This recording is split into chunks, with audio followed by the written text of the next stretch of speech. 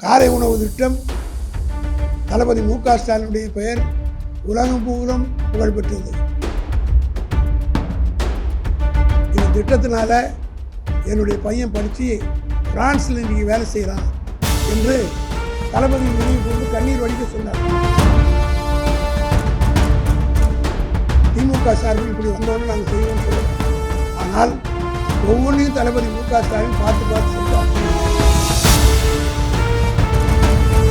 2001 இரவோடு இரவாக கலைஞர் கைது செய்யப்பட்டார். அது பெரிய செய்தியாக போட்டாங்க, அது சந்தோஷப்பட்டாங்க. அதனால்தான் எங்கே பார்த்தாலும் இன்னைக்கு கூட சென்னையில் ஒரு டிவியில் நான் பார்த்தேன் 6 கொலையா இன்னைக்கு காலையில். காவல்துறையினருக்கு வேறு வேலை இல்லை, இதைத்தான் செய்து கொண்டிருக்கிறார்கள். 1900 ரூபா பில்லு வர வேண்டிய இடத்துல 17,000 ரூபா வந்துருக்குன்னு ஒரு ஆதாரத்தோட ஒரு பத்திரிகை நிருபர் கேட்குறாங்க. மக்கள்கிட்ட இருந்து திருடுறது அதிகமான வசூல் பண்ணி இது மறைமுகமாக ஒரு திருட்டுத்தனமான வேலை தான். திருடுன்னு கூட சொல்லலாம்.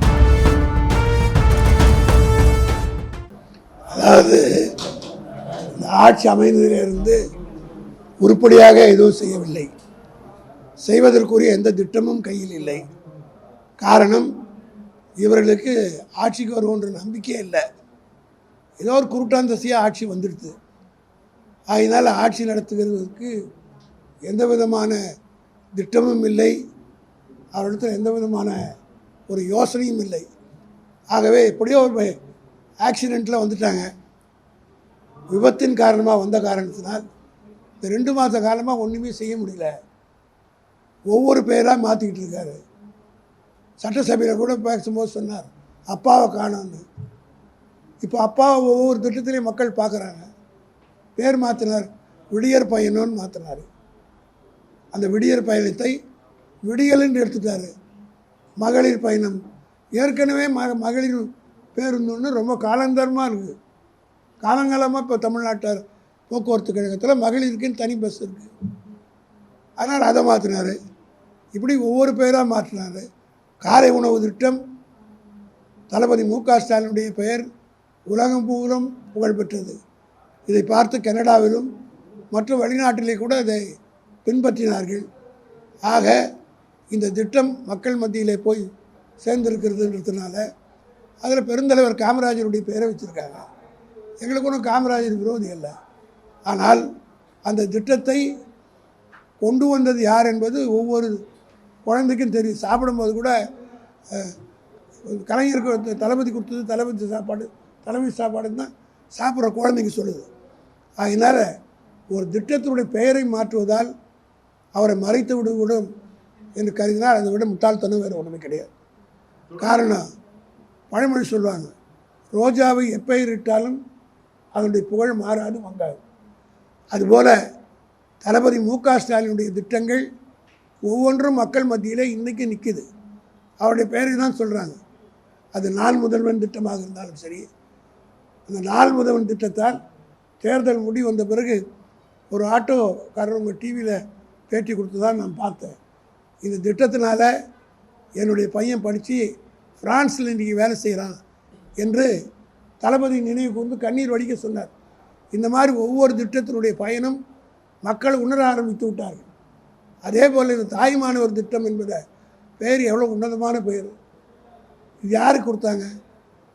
இதுவரையிலே தமிழ்நாட்டில் நாங்கள் தேர்தல் வாக்குறுதியாக கொடுக்கல.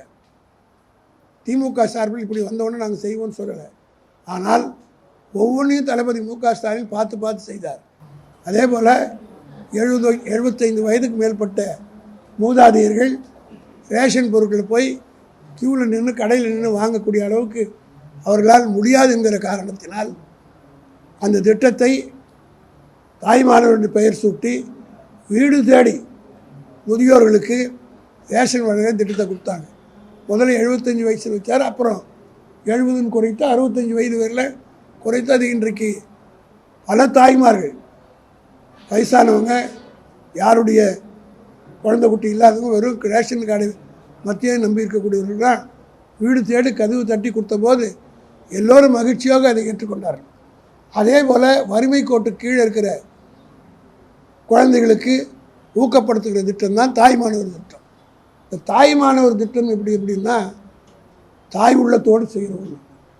இது தாயோடு தந்தையோடு இருக்கிறவங்களுக்கு, மற்றவங்களுக்கு அது மாதிரி இருக்கிறவங்களுக்கு தான் தாய் பாசம் தெரிந்தவங்கன்னா அதனுடைய அருமை தெரியும். அதை தெரியாமல் இன்றைக்கு மாற்றிருக்கிறார்கள். ஆனால் தமிழ்நாட்டு மக்கள் இதெல்லாம் கூர்ந்து கவனித்து கொண்டிருக்கிறார்கள். எந்த பேரை மாற்றினாலும் நீங்கள் மாற்ற மு.க. ஸ்டாலின் பேர் தான் சொல்லுவாங்க. இதை புரிந்து கொள்ளாமல் யாரோ அவருக்கு அறிவுரை சொல்கிறாங்களா, யார் சொல்கிறாங்கன்னு தெரியல, இதை கேட்டு செய்து கொண்டிருக்கிறார். நிச்சயமாக இதெல்லாம் அவருக்கு நெகட்டிவாக தான் ஆக போகுது. பேர் மாற்றம் மட்டும் இல்லாமல் முன்னாள் அமைச்சர்கள் மீது தொடர்ச்சியாக கைது பண்ணுறாங்க. இப்போ குறிப்பாக செந்தில் பாலாஜி மீது வழக்கு பதிவு செஞ்சுருக்காங்க. புதிதாக நீதிமன்றத்தில் ஒரு வழக்கு கூடிய சூழலில் புதிதாக ஒரு டிவிஎஸ்சியில் ஒரு வழக்கு பதிவு பண்ணுறாங்க. அதாவது டிவிஎஸ்சி வழக்கு போடுறதை பற்றி செந்தில் பாலாஜியை பொறுத்த முற்றிலும் அவர் திராவிட முன்னேற்ற கழகத்தில் மிக தீவிரமாக பணியாற்றி, குறிப்பாக கொங்கு மண்டலத்தில் அவர் பொறுப்பேற்ற பிறகு பெரிய திமுகவுக்கு செல்வாக்கு தேடுது என்பது காரணத்தை காட்டி அவரை எப்படி பழி வாங்கணுன்ற நோக்கத்தோடு அவர் ஏற்கனவே 19 மாதம் சிறையிலேருந்து பழக்கப்பட்டு விட்டார். அதனால் இந்த மாதிரி வழக்கெல்லாம் போடுறதுனால யாரையும் அழித்து விட முடியாது, திமுக காரனை ஒழித்து விட முடியாது.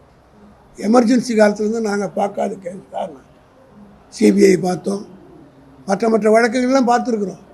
ஆனால் எல்லா வழக்குகளையும் வெற்றி. நான் ஒரே ஒரு கேள்வி கேட்குறேன்.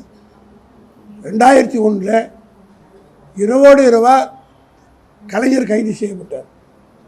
அது பெரிய செய்தியாக போட்டாங்க, அது சந்தோஷப்பட்டாங்க. ஆனால் அதில் எஃப்ஐஆராவது போட முடியுதா? எத்தனை வருஷம் ஆச்சு? இதுபோல் ஒரு பத்திரிகை செய்தி கொடுக்கலாம், ஒரு நாள் செய்தியாக வருமே தவிர முடிவு என்னவாக இருக்கும் என்பது எங்களை போன்றவருக்கு நன்றாக தெரியும். இந்த மாதிரி பொய் வழக்குகளை போடுற நேரத்தை விட்டுட்டு அதில் தான் அரசாங்கம் கவனம் செலுத்திட்டு இருக்கு. அதனால்தான் எங்கே பார்த்தாலும் இன்றைக்கி கூட சென்னையில் ஒரு டிவியில் நான் பார்த்தேன் 6 கொலையாக இன்னைக்கு காலையில். காவல்துறையினருக்கு வேறு வேலை இல்லை, இதைத்தான் செய்து கொண்டிருக்கிறார்கள். ஆகவே இங்கே ஒரு அரசாங்கம் நடப்பதற்குரிய அடையாளமே இல்லை. மேகதாது இஷ்யூ, நேற்று இஷ்யூ, இப்படி பல இஷ்யூக்கள் இருக்கிறது. அதை பற்றி ஒரு வார்த்தை சொல்லலை. இதுவரையும் நான் கேட்குறேன், அவர் போகிறாருன்னு சொல்கிறாங்களே, எப்போ போகிறார், என்ன போகிறார், ஏதாவது அஃபிஷியலாக ஒரு அனௌன்ஸ்மெண்ட் வந்திருக்கா? ஆக ஒரு தெளிவில்லா சர்க்கார், ஒரு திறமையற்ற சர்க்காராக, எதுவுமே வெளிப்படைத்தன்மை இல்லாத ஒரு சர்க்காராக. அதே போல் மின்வெட்டை பற்றி நீங்கள்லாம் அமைச்சர்கள், இன்றைக்கி அமைச்சர் பேட்டி கேட்குறாங்க, ப்ரெஸ்காரங்க கேட்குறாங்க, ஓடுறாரு. 1900 ரூபா பில்லு வர வேண்டிய இடத்துல 17,000 ரூபா வந்துருக்குதுன்னு ஒரு ஆதாரத்தோடு ஒரு பத்திரிகை நிருபர் கேட்குறாரு. பதில் சொல்லாமல் பொறுப்பு இல்லாமல் போகிறார். இது எப்படின்னா, மின் வாரியத்தில் கூடுதலாக அமைச்சிடுறாங்க. இப்போ 1000 ரூபா கட்ட வேண்டிய இடத்துல 7,000 ரூபா வசூல் பண்ணிட்டு இந்த 7,000 ரூபாய் திருப்பி கொடுக்க போகிறதில்ல. ஆக கொஞ்சம் கொஞ்சமாக கழிச்சிக்கிறாங்க. இது ஒரு மோசடி, இது ஒரு மிஸ்அப்ராப்ரியேஷன் தான். மக்கள்கிட்ட திருடுறது, அதிகமான வசூல் பண்ணி, இது மறைமுகமாக ஒரு திருட்டுத்தனமான வேலை தான். இது திருடுன்னு கூட சொல்லலாம். மக்கள்கிட்ட பணத்தை திருடி இன்றைக்கு ஈபி நடத்துகிறார்களா என்று சொல்லக்கூடிய அளவுக்கு திருப்பி 7,000 மீட்டர் தப்பாயிடுச்சுன்னு சொல்கிறாங்கல்ல, அதை உடனே திருப்பி கொடுக்க வேண்டியது தானே. கழிச்சிங்கன்றாங்க. அப்போ என்ன அர்த்தம்? இந்த பணத்தை ரொட்டேஷன் பண்ண போகிறாங்க. மக்களுடைய பணத்தை ரொட்டேஷன் பண்ணால் அதுக்கு இன்ட்ரெஸ்டாக கொடுக்கணுமில்ல, செஞ்சுருக்காங்களா? இது ஒரு திருடு தான், இது ஒரு வகையான மோசடி தான், இது வகையான ஒரு மிஸ்அப்ராப்ரியேஷன் தான்.